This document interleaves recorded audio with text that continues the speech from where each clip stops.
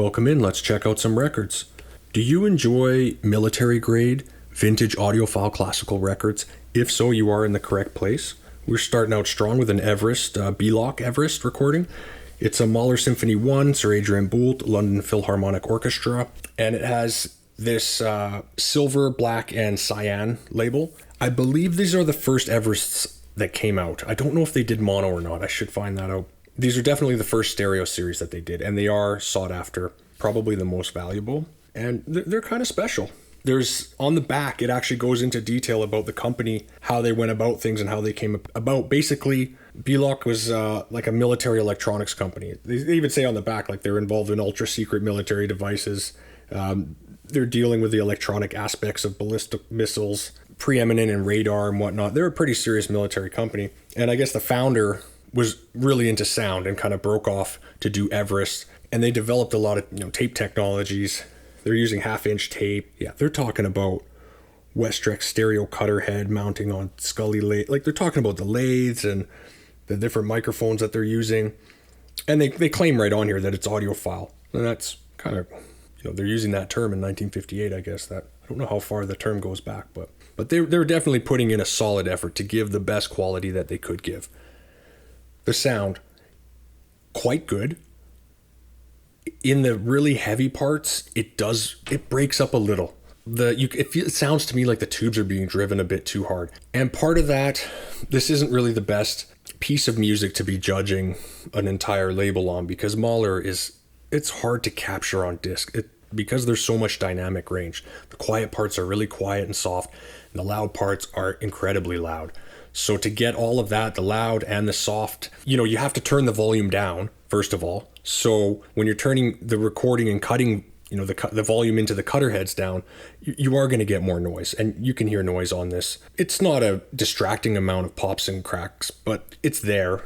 And a lot of that is due to Mahler, I think. So if it was like a quartet or something and you could get the sound just right, I'm sure it would sound a lot cleaner. But that being said, good recording.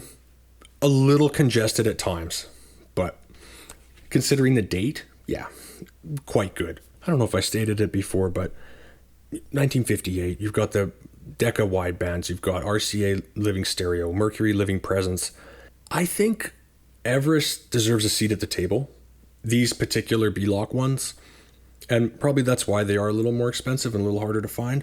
As with the other ones I just mentioned, it's quite difficult to find a truly flawless copy. I got lucky here and got a really good copy, but I think that you'd be hard pressed to find one that's immaculate. Okay, I pulled this one out in comparison. This is a London Decca Phase 4 concert series. Mahler 1 as well. Eric Lensdorf conducting Royal Philharmonic Orchestra. This recording has a special place in my heart because it's the first recording that really opened me up to Mahler. I'd heard it in bits and pieces before, not of this piece, but of different Mahler, and I remember really liking the slow parts and hating the spazzy parts. I thought I just need to just sit down and listen to an entire symphony of his, and started with this one and this particular recording and hooked ever since. I'm a Mahler fanboy, definitely, self-confessed. So Phase 4 is when Decca sort of started doing more multi-miking. They weren't using the microphone tree as much. They were using, like spot miking and then mixing it all together. In some cases, it does sound bad. In this particular recording, it sounds fine to me. Maybe it does have that feel, but for some reason, I like Mahler sounding. I like to hear all the different instruments. I don't like a big reverby, rubato kind of Mahler feel. I want it to feel intimate, like I'm there and just more in your face, so you can hear each nuance a bit more. So I think it suits this. I mean, check out the cover though. I mean, what's with that? They went somewhere. They were feeling something with this cover. I don't know if this was, okay. Yeah, like, was it maybe I don't know. Very creepy. That's not really what I feel when I hear a Mahler. Is this, that guy, that woman, that's scary. And the back, it's like, why? I just don't see how that ties in. Anyway, yeah, this is good though. Okay, but I should qualify though. Like, are you listening to a super articulate audiophile when you listen to this Phase 4? No, the pressings weren't as good. Okay, we're back, and I knew that this disc was dangerous. I just wanted to spot check it. I knew it sounded great. No, it just sucked me right in. The performance is glorious. The sound, superb. luscious, gorgeous sound. There is a bit of noise, but it's worth it. Just the separation of instruments, and you can feel the different waves, like the different levels of the orchestra coming in when it comes in, and the tempo. This is how I want Beethoven to sound. This tempo. I should get into what it is. It's Joseph Kripp's London Symphony Orchestra, Beethoven No. 6. Everest. This is the orange label. It's a 1962 pressing. I did think that this was the original pressing, but apparently there's a 1959. Or I've never seen it. Even the cover doesn't look like a normal B-Lock one from that era, so that's a little confusing. But okay, if you see, I'll pull it up here. If you see this, just grab it. But if not, this one is really good. The sound is, how can I explain? It's tubey. There's a bit of tube to it. It's soft. It comes in perfectly.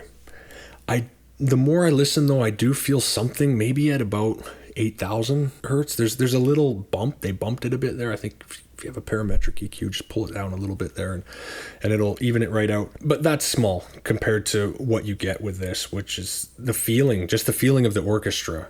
This is really, really quite sublime. Was not expecting it at all. When I first got this disc, I thought, yeah, well, Everest, they're kind of good, but yeah. I guess we're doing an Everest deep dive. This is another Everest further down the line. I don't know the date, but I would guess it's mid-60s. I should find out, actually. Scriabin, Poem of Ecstasy, and Amirov, Azerbaijan Mugam, Leopold Stokowski, conducting the Houston Symphony Orchestra. So a little different on the cover. Got in the top right, the Everest on yellow. The label itself is beautiful gold with black text. The sound, it's plump. It's tubey. There's great dynamics. There's great detail. A tiny bit distant. On the side one of the Scriabin, the flutes are a little wonky, and also when the horn comes in, it just sounds wrong. You know that sound, that horn sound, it just doesn't come through on a lot of records, especially vintage records for some reason. It just sounds like a screechy kind of fart. It's just wrong. And it's a shame because it kind of just takes you out of it, takes you out of the moment. So I would say for this anyway, the Amirov sounds better. The piano's a little distant, kind of reverby recording situation, but very good. And also this is, even though it doesn't say on the front, but it does say on the back that this is also recorded to 35 millimeter film tape. These gold ones, the orange ones, and also the silver and cyan, highly recommendable for that vintage sound. Like, you're getting a great vintage tubey sound. Very good, minus the brass. Yeah, I popped this one on just to check. It's Prokofiev Symphony 5, Malcolm Sargent with London Symphony Orchestra. And it's on the orange label, Everest. It isn't as good as that Beethoven. It's pretty good, but the high end is just off. It just sounds a bit strange. Not that engaging sound. So, okay. It kind of took it down a peg, to be honest, for the Everest, this one. I was thinking that maybe those orange ones were the ones to get because of the Beethoven, but no, just some maybe. Okay, really quick here. I guess Everest did do monos. I have another B-Lock here, Copeland Appalachian Spring, the Walter Susskind conducting the London Symphony Orchestra. This is a mono. The condition of this actual disc is not that great. It's just very good, I guess. You can see there's dust. Anyhow. Long story short, even with that, it doesn't sound that great at all. It sounds distant, just off, not pleasurable in any way. So, yeah, I don't know. I'd be very hesitant to get any more mono Everest B-Locks from this, judging from this one anyway. And that is taking into account the condition of the disc. Even so, I can just tell. But yeah. I do have the same recording in stereo. This appears to be a later pressing, judging from the label itself. The cover seems a lot more faded. Like the print doesn't seem as fresh on the actual print cover. It sounds a lot better than the mono, that's for sure. It's not a little, it's bass shy, definitely. You're gonna have to crank the bass a bit on this one. Still a pleasurable listen. I wouldn't say it's super high end. I know even some of this Everest here with the red and the actual mountain, yellow mountain on the blue, you'll see these ones quite a bit. And I think they're actually pretty well sought after, although I don't know if that's really warranted. The ones that I've heard, good, but nothing that's gonna get me too excited to get one. good performance and all that. Like the disc sounds good. I think if you had a whole bunch of this particular kind, the red with the mounting kind, and then EQ'd your system, you could get used to the sound and get a lot more pleasure out of it that way. By themselves, though, picking them one-offs, I don't think they warrant the prices that they get, but that's just me. Okay, 2 more Everests I want to show you. This Everest series is the archive of piano music, and what it is it's a more modern, I'd say 60s recording of the Duo Art player piano. What that was it was a really good, like, player pianos, they play piano rolls. You see them in like westerns and whatnot. They're kind of plinky playing, and it sounds kind of ridiculous. But I'll just read to you here about the Duo Art system. The Duo Art system was, or what it says on the back, the Duo Art system was the culmination of all the best of the player pianos, plus the ability to reproduce, without assistance, the actual performance of the artist who had played upon it, and the ability to reproduce all of the fine nuances, shading, phrasing, all mechanically, yet with all the finesse of human individualism. From 1916 through 1925, almost every concert pianist of any prominence made record rolls for Duo Art. What we have here is George Gershwin playing Gershwin, which is really cool. And I've never heard it played like this. And this is played by the guy himself. And this is the best version I've ever heard of it. I mean, I don't really love Gershwin that much, but I love this recording is great. There's noise on the tape, or I don't know how, there shouldn't be, but it's a bit of a noisy record. It's obviously flawless mint, but yeah, it does have a high noise floor on this particular one. The playing though, I mean, it is, you need these. It's stereo, so they did record it with 3 AKG mics in stereo. When you listen to it, I'm not a music critic, so I can't really tell, and I'm not super nuanced with performances. I don't know if I'd be able to tell if it was a player piano. I think if you told me it was, I'd say yeah, but if not, it does sound, they mention in the hype here, like, it does sound nuanced. It does sound like somebody playing it. So check this series out, Archive of Piano Music. Some of the covers they usually look pretty similar to this. Just to speak a tiny bit more about the performance of George Gershwin here on this record. The overall feeling is very forward. Like, it's almost like he's rolling over himself I think that's just from him knowing each note so well and being so into the music and knowing every bit of it, that it just flows, like it ripples off of him. It's worth it to check this recording out anyway if you don't have it on disc. Really special, I think, to hear it played by the very man himself.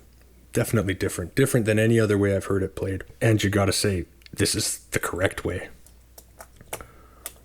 Okay, the last one from Everest, another of the archive of piano music. Harold Bauer concert.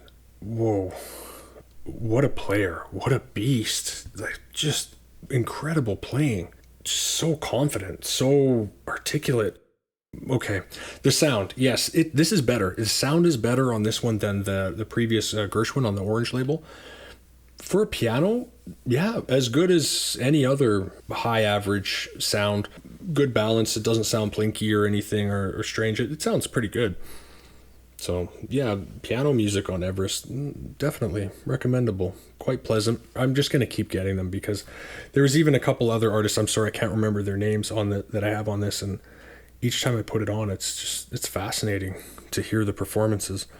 And no, for this, I don't think I would be able to tell on this particular one that it was a player piano. No, I wouldn't. My ears are not that good. Yeah, I was just listening a little more, just trying to figure out if I could tell that it's a player piano, and I don't think I can. It has a sound, but it might be the sound of the actual piano. It's an old Steinway from like 1929, so or earlier. Okay, we'll wrap it up with the Everest. My general impression of Everest is quite good. A bit hit and miss, though. Not all the records sound that great, so I'd say listen before you buy. There's definitely some gems in there. I mean, that Beethoven on the orange label is quite good. But yeah, so check them out. Okay, let's change it up a bit. I just listened to this Wagner Otto Klemperer Philharmonia Orchestra, album number 3 of the set. It's on EMI, 1963 pressing, large postage stamp on red label. This happens to be a French pressing. It comes in a beautiful cover, glossy, with the gatefold and the album in the center bit. I have a few other of these French pressing Pathé Marconi EMIs. I must say it is lacking a bit. It doesn't have the fullness. It doesn't have that warmth and depth. It's a nice record. It's nice to listen to. You can zone out a bit on it, but I think if you have the British pressing, that's the one. I'd be a little bit jealous, and I would love to find that. Because, of course, this is going to get released on Angel as well, which is just not going to be as good at all. Even probably, it won't be as good as this French pressing. So it's great, but I don't feel like... And I do have other... I don't know how many other ones, French ones. Just okay. Just okay for EMI. Nothing to freak out about. And the thing is, in the soft passages, everything sounds okay. A little bass shy, but listenable. It's when the whole full orchestra starts playing, the high end just kind of crumbles a bit, and it sounds kind of uncomfortable in places, especially the brass, which usually will suffer if the pressing isn't that good. And in this case, yeah, I would say it suffers a bit. Okay, here's a series to look out for. Music and Aldenstaden and Residence, and these are German press EMIs, and it says on it that it's 1961, but it can't be. Just the label itself, no. And I spent quite a long time looking at other discs from this series, and I can't get a date on it. But they are pressed in Germany, and I would say maybe late 70s or early 80s. There's a whole series of these. This one is Potsdam, with CPE Bach, Grobe, Gron, and Quantz. It's splendid. So well balanced, vibrant. The sound alone brings you in. It sounds so good. And the flute parts, which are really tricky on vinyl, sound flawless. There's nothing lacking at all. So take a look out for these. It comes in a gatefold. It's all in German. There's no English on this at all. Made for the German public. And it's wonderful.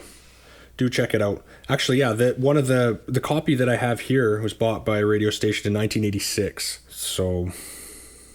I don't know if they bought it new, but that would make a lot more sense than 61. It just can't be with this small postage stamp. I searched on a website too that had the kind of the lineage of different EMI, and they don't even have this small postage stamp one on there. But I would say, yeah, early 80s would make sense. I'm going to check one more that I have from this series.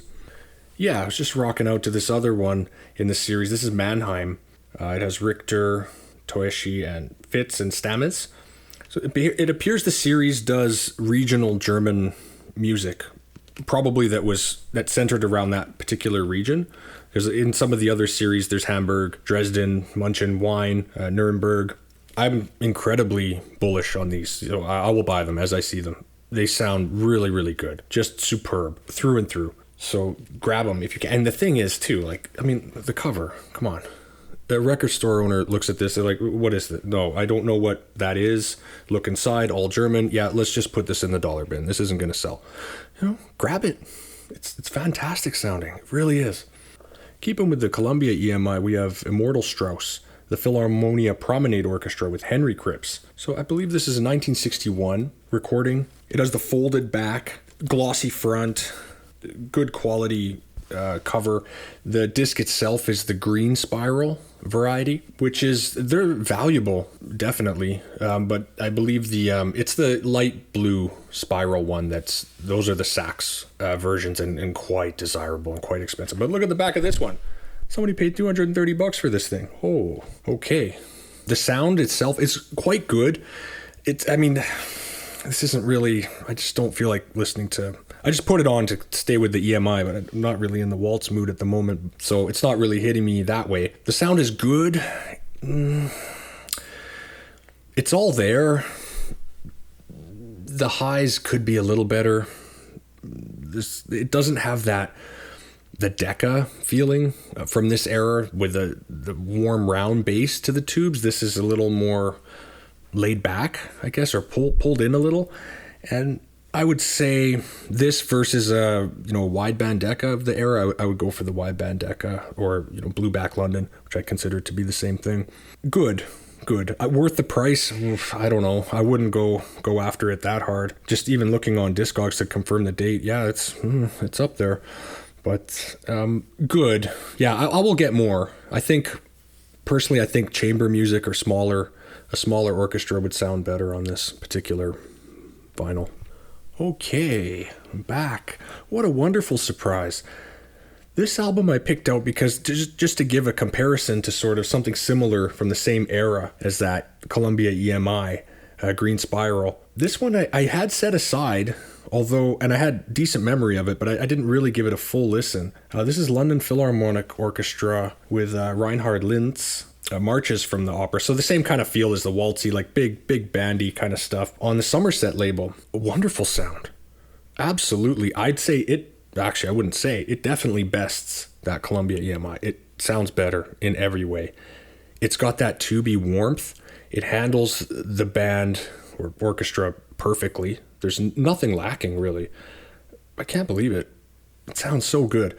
So it's on this blue stereo fidelity. You know that it's early stereo when, they're really shouting in your face that this is a stereo disc. The wonderful world of stereo fidelity. And it is wonderful. And Somerset, for some reason I had thought that it was a British label just because Somerset is in England. But no, it's from Pennsylvania, USA. And on the back, it looks like it looks budget on the back to me. It's got the full sound spectrum here on the right side, showing all the cycles, just in case you did not know. But really, really good. I have to get more of these Somersets. I do have a couple kicking around, although in my head I sort of pass them off as not that great, but we'll have to revisit some of them. Really good. Yeah, and to add a little more, I was a little actually surprised and stunned at how good this sounds. So I went back and listened to some more. It has that sparkle. It has, if you get a Blue Band Decca or a Blue Band London or Y Band Decca, they sort of have that tubey sparkle to them. That's something there is a bit of magic there. It's hard to put your finger on what exactly it is, but it has that warmth, that glow. This has that. It does. This could go head to head, absolutely. With I will later. I'll put it head to head later. But yeah, this is having a conversation with the Y Band Decca all day. Okay, here we have a 3-pack comparison. It's the music of Delius, Florida Suite. We've got it on the repressing Seraphim, which is the kind of budget angel pressing. We've got the EMI repressing for Beecham Legacy. This is, I should know the date. I think 68 repressing, or early 60s repressing for EMI. And then have the Capitol version of, I think, 61. The original that came out at the same time as the original EMI did. So in England, you would get the EMI, the cover looks identical. And then in North America, you'd get the Capitol. I'm just going to check them quick. Okay, so as this little shootout, we'll start out with the Seraphim, which is Angel's sort of budget repressing. You'll see them in this, I call them, white marble style. And also you'll see it with a kind of brownish version as well. And I don't know which one came first. This is Music of Delius, Album 2, Florida Suite, with Sir Thomas Beecham. And if you don't know Delius, you should. It's really pastoral, very calm music. It kind of doesn't really go anywhere, and that's okay. You're just along for the ride. It has its own voice. And Beecham himself sort of was the only one. Well, he really he knew Delius and he believed in his music and he really brought it to the forefront. If it wasn't for Beecham, probably nobody would ever we wouldn't know of Delius at all. He really brought his sound to the forefront. And this album, I'll just show briefly, this is the first album of the series, which I just picked it up because I didn't know. I saw it and I just didn't know, what is a Delius? But I knew of Sir Thomas Beecham, so just tried it out and absolutely pleasantly surprised. And it was one of these Seraphims too. It was this is the disc. Anyway, but we're dealing now with album 2, which we'll do the shootout with. So the sound of these, I guess, white marble or Seraphim angels, not the best. The noise floor is too high. You'll hear pops and cracks, so it does get in the way of the enjoyment of the music. Usually, though, they are repressings of famous pieces or very well-known pieces or performances, so you're going to get good music on it, but lacking. This is still enjoyable. It's still worth getting. Definitely don't pay a lot for it at all. Any of the Seraphims, they're virtually kind of worthless, to be honest, except for the music that's on them. So if you can get some enjoyment out of it, then it's worth it. So this one, good, but, I have a feeling the EMI is going to sound, I know it sounds better, so hold on. Yeah, this is the Beecham Legacy of the exact same performance. It's on EMI, His Master's Voice, the black label with red writing postage stamp version. looking sinister. I love this label. It looks great. Beecham on the front. I mean, come on. It's like just, I don't know, just the way he's grabbing an orange. I don't know why. It just is funny. But really great sound. Although the noise it's a bit too much, even on this one. I'm hearing too many pops and clicks. I'm going to say maybe it's just somehow this disc was at one time dirty. It's obviously flawless now, but maybe I'll chalk it up to that. But I gotta say, with a lot of EMIs, I do find they do have a bit more noise, a bit more susceptible to pops and clicks as well. And this is kind of in that realm. But, and it's a big but, the music does sound good. It blooms a lot better. It has the same feel as the other one, but there's just more of it, especially in where the music rises up a bit. It just opens up a lot better in the original, or not the original, sorry, this is still a repressing. This is not the original, so I believe this is a 68 repressing, and the original is a 61. Very good, though. Very good. Okay, I'm back after a lot of A and Bing between this version and the EMI version. The Capital is good. It's a tiny bit cleaner sounding, but it doesn't have the high-end sparkle that the EMI does. Or it seems like the stereo spread, like the separation isn't quite as good. It feels more direct, I guess, and it's still a good listen, but I would say the EMI is better. So this is Capital, pressed by Capitol Records in USA. Full dimensional stereo, 1961 pressing. It's on this cool rainbow label for Capitol, which my general feeling for a lot of Capitols, a lot of the ones that I've gotten in the past have been a bit beat up, so they really don't age well. But this one, yeah, it's definitely decent. I will say decent. So not bad at all. If you have the original one that looks like this, that's an EMI, then consider me quite jealous. I'm sure it sounds quite good. Yeah, that should wrap it up for now. Thanks for listening right to the end. That's awesome. We went through it. What did we learn? Just buy more records, listen to more records. That's all you really can do. But yeah, see you next time.